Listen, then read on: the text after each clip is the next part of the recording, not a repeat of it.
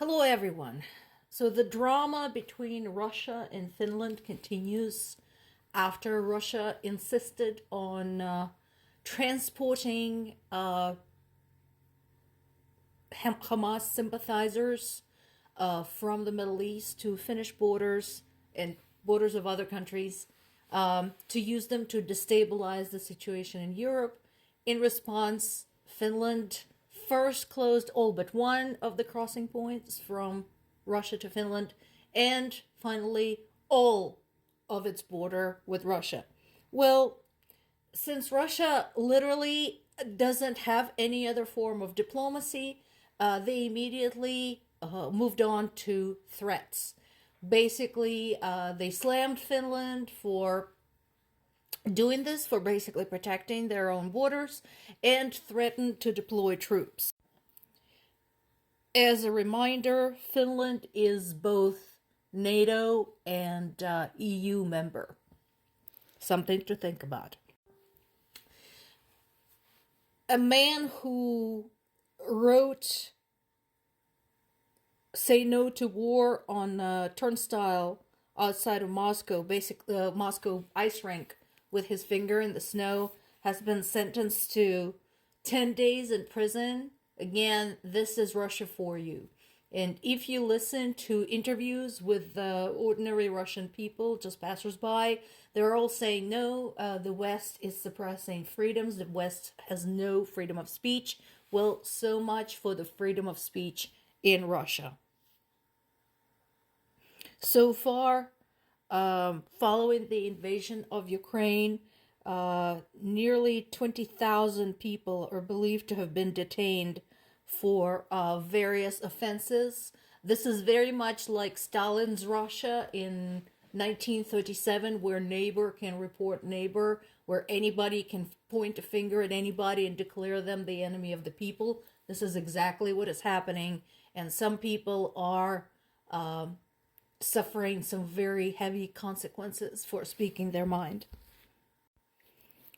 Nevertheless, most Russians continue to support Putin and back the war in Ukraine. Again, I get to watch some of the reports directly from Russia, from various cities and towns, not just Moscow, but the outskirts as well. And yeah, they're standing behind Putin, which leads me to believe that, all of the demagogues who are saying, well, what about the nice Russians, are wrong. The nice Russians, the handfuls of them that are still left in Russia who are capable of using their own minds, are the ones helping Ukrainian intelligence. They're the ones who are sitting in prison because their child drew an anti-war drawing in kindergarten. They're the ones who helping out with the acts of sabotage. They're the ones who are secretly crossing into Ukraine and seeking asylum. Those are the good Russians. The rest of them are like that. They're the ones who are rejoicing every time a Russian rocket hits a children's hospital. They're the ones who are saying that it makes no sense to leave Ukrainian children alive because they will grow up and take revenge for their parents. That's Russia for you. And there is another report, this is in Washington Post, talking about Ukrainian teens being held captive in Russia. These are the ones we know about. These are the ones that we actually managed to win back. Let's not forget there are thousands of children, 11,000 that we know of, likely a lot more, who are still over there. They were forcibly deported from their native country. Some of the Russians have adopted them. There are actually some who complained that these children are refusing to speak Russian and are acting hostile to their adopted parents and their adopted siblings. I wonder why that is.